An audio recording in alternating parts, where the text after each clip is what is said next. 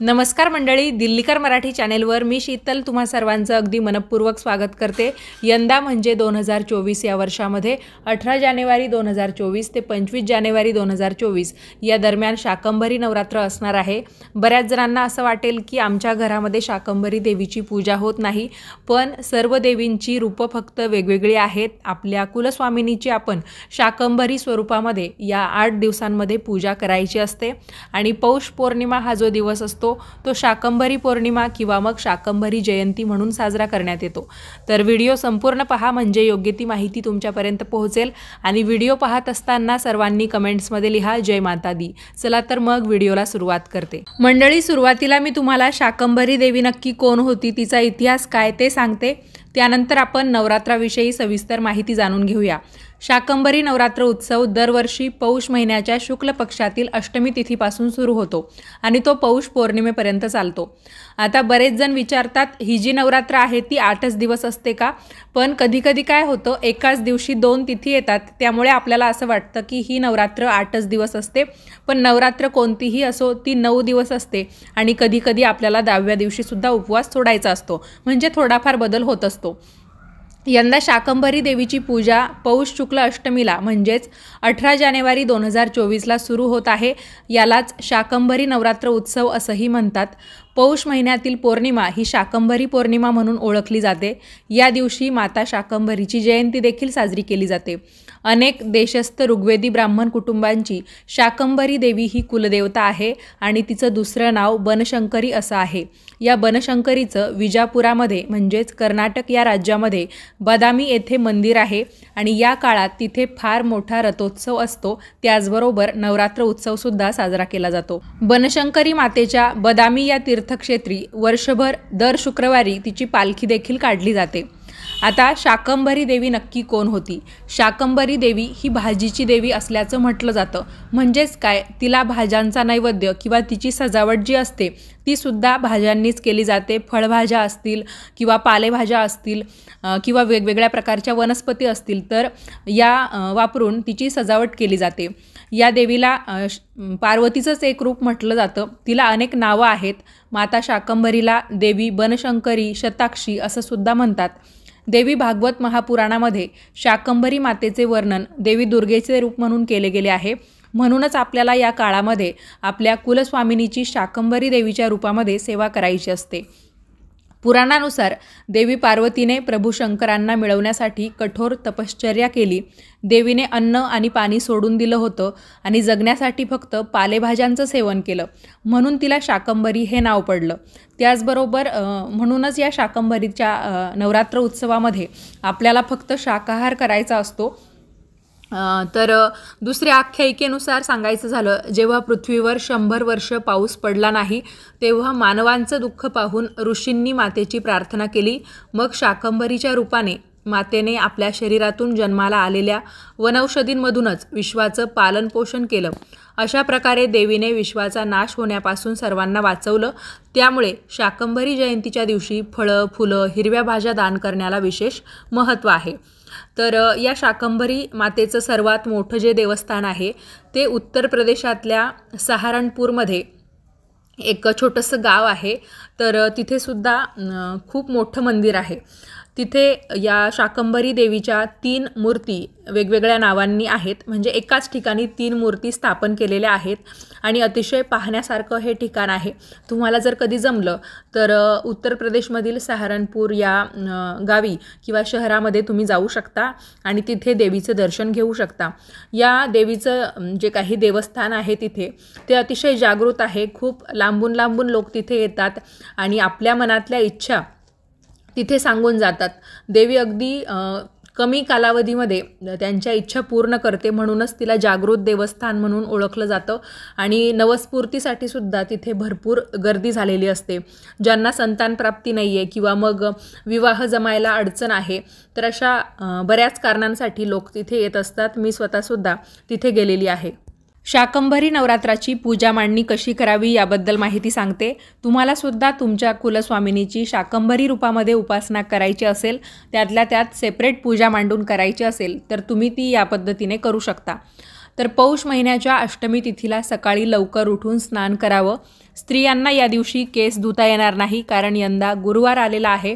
तरी पण तुम्हाला जर केस धुवायचे असतील तर मग तुम्ही पाण्यामध्ये थोडीशी हळद मिक्स करून त्या हळदीच्या पाण्याने तुमचे केस धुवू शकता. सर्वात प्रथम तुम्हाला एक पाट किंवा चौरंग ठेवायचा आहे. तो व्यवस्थित पुसून घ्यायचा आहे. त्यावर लाल रंगाचा कपडा अंथरायचा आहे. प्रथम श्री गणेशांची स्थापना करायची, म्हणजेच काय, थोडेसे तांदूळ ठेवून त्यावर विड्याची 2 पानं ठेवून त्यावर तुम्ही श्री गणेश म्हणून सुपारीसुद्धा स्थापन करू शकता, किंवा मग श्री गणेशांची डायरेक्ट मूर्ती तुम्ही तांदळाच्या छोट्याशा राशीवर ठेवली आणि त्यांची पूजा केली तरीसुद्धा चालतं. त्यानंतर तुम्हाला तुमच्याच कुलस्वामिनीला शाकंभरी रूपामध्ये मानून तिचं ध्यान करायचं आहे. म्हणजेच काय, तुम्हाला म्हणायचं आहे ओम श्री कुलदेवताय नमः किंवा मग ओम श्री तुळजाभवानी देवे नमः. म्हणजे जी तुमची कुलस्वामिनी असेल तर तुम्ही तिचं नाव घेऊन तिचं सुरुवातीला ध्यान करू शकता. नंतर तुम्हाला तिची मूर्ती स्थापन करायची आहे. तुमच्या कुळाची स्वामिनी जी असेल तर तिची मूर्ती, टाक, फोटो यापैकी तुमचं जे काही असेल तर ते तुम्ही ठेवू शकता. आणि ज्यांच्याकडे डायरेक्ट शाकंभरी देवीचाच किंवा बनशंकरी मातेचा फोटो, मूर्ती किंवा टाक स्वरूपात असेल तर तो त्यांनी स्नान घालून ठेवला तरीसुद्धा चालतं. अर्थातच जेव्हा तुम्ही गणपती बाप्पांची मूर्ती ठेवाल तर त्यांनासुद्धा स्नान घालून मगच स्थापन करायचं आहे. ताजी फळं, हंगामी भाज्या तुम्ही पूजेच्या 4ही बाजूंनी लावू शकता, किंवा मग ही जी काही भाज्यांची मांडणी आहे ती तुम्ही डायरेक्ट पौष पौर्णिमेला केली तरीसुद्धा चालेल. बाकी तुम्ही या 8 दिवसाच्या कालावधीमध्ये म्हणजेच 18 जानेवारी ते 25 जानेवारी 2024 या दरम्यान दररोज तुम्ही देवीसमोर एखाद्या भाजीचा नैवेद्य ठेवू शकता. तुम्ही तुमच्या स्वयंपाकामध्ये जी काही भाजी भाकरी, भाजीपोळी किंवा वरण भात, भाजीपोळी असा स्वयंपाक करता तर त्याचाच नैवेद्य तुम्ही देवीला दाखवू शकता. आता हिवाळा चालू आहे आणि अर्थातच आपल्या स्वयंपाकामध्ये सुद्धा आपण हंगामी भाज्यांचाच वापर करतो. हिवाळ्यामध्ये भरपूर भाज्या आपल्याला मिळतात आणि त्याच भाज्यांची सजावट या नवरात्रीच्या कालावधीमध्ये देवीभोवती केली जाते. हा जो उत्सव आहे तो तुळजापूरला सुद्धा साजरा होतो, त्याचबरोबर वणीला सुद्धा साजरा होतो. आणि तुळजापूरला या पौष नवरात्रीच्या कालावधीमध्ये देवीची चांदीच्या मंचकावर घोर निद्रा असते. देवीला 108 साड्यांचं वेष्टन तयार करून पलंगावर झोपवलं जातं आणि त्यासाठी चांदीचं आसन तयार केलेलं असतं. तर अशा पद्धतीची देवीची निद्रा या कालावधीमध्ये असते. पण वणीला मात्र शाकंभरी नवरात्र जी आहे ती अगदी उत्साहात साजरी केली जाते. देवीच्या समोर वेगवेगळ्या फळभाज्या, पालेभाज्या यांचा नैवेद्य दाखवला जातो, त्यांची आरास केली जाते. आणि महाराष्ट्रामधील शाकंभरी देवीचं जे काही रूप आहे ते वणीच्या सप्तशृंगी मातेकडे म्हणून बघितलं जातं. तर याचबरोबर तुम्ही देवीला काही गोडाधोडाचा नैवेद्यसुद्धा तुमच्या इच्छेनुसार दररोज दाखवू शकता. यामध्ये तुम्ही खडीसाखर, मिठाई, मेवा, फळे यांचासुद्धा वापर करू शकता. अजून दुसऱ्या पद्धतीने सांगायचं झालं तर दररोज फक्त देवीला तुम्हाला हळदी कुंकू लावून पूजा करायची आहे. या 8 दिवसांमध्ये तुम्हाला उपवास करण्याची इच्छा असेल तर तुम्ही तो करू शकता. यामध्ये तुम्हाला उठता बसता उपवास करता येईल. म्हणजेच काय, दिवसभर उपवास करायचा आणि संध्याकाळी तो उपवास सोडायचा. किंवा मग तुम्ही जसं नवरात्रीमध्ये पूर्ण 9 दिवसाचे उपवास करतात अगदी त्या पद्धतीने सुद्धा करू शकता. आणि उपवास केलाच पाहिजे अशीही जबरदस्ती नाही आहे, पण तुम्हाला जर करायचं असेल तर तुम्ही याही पद्धतीने करू शकता. किंवा मग डायरेक्ट पौष पौर्णिमेला तुम्ही पौर्णिमेचा आणि शाकंभरी पौर्णिमेचा उपवास म्हणून केलात तरीसुद्धा चालेल. तर यामध्ये तुम्ही दररोज देवीच्या टाकाला, मूर्तीला स्नान घालू शकता आणि पुन्हा जागेवर स्थापन करून देऊ शकता. असं काही नाही आहे या नवरात्रीमध्ये बाकी नवरात्रीसारखं की तुम्ही तो टाक, मूर्ती हलवू शकत नाही. आणि ज्यांच्याकडे खरंच म्हणजे शाकंभरी नवरात्रसुद्धा या 9 दिवसाच्या नवरात्रीसारखी साजरी केली जाते आणि त्यांचा जर नियम असेल की आम्ही या 9 दिवसांच्या कालावधीमध्ये किंवा 8 दिवसांच्या कालावधीमध्ये देवीला एका जागेवरून हलवत नाही तर तुम्ही तो नियम पाळला तरीसुद्धा चालेल. पण सर्वांचीच कुलदेवी शाकंभरी माता किंवा बनशंकरी देवी नाही आहे. पण त्यांना जर या 8-9 दिवसांमध्ये आपल्या कुलस्वामिनीला शाकंभरी देवी म्हणून बघायचं असेल तर मग तुम्ही या पद्धतीने सेवा केली तरीसुद्धा चालेल. यामध्ये तुम्हाला अखंड दिवा किंवा घट मांडण्याची सुद्धा गरज नाही आहे. फक्त दररोज देवीला स्नान घालणं, तिला हळदी कुंकू लावणं, तिच्यासमोर तुम्ही जो काही स्वयंपाक केलेला आहे त्या भाजीपोळीचा भाजी भाकरीचा नैवेद्य दाखवणं आणि तुम्हीसुद्धा तोच ग्रहण करणं, म्हणजेच जो स्वयंपाक तुम्ही स्वतःला करता तर त्याचाच नैवेद्य देवीला दाखवून आणि थोडा वेळ देवीसमोर ठेवून तर तोच नैवेद्य तुम्ही स्वतः जेवणाच्या रूपामध्ये खाऊ शकता.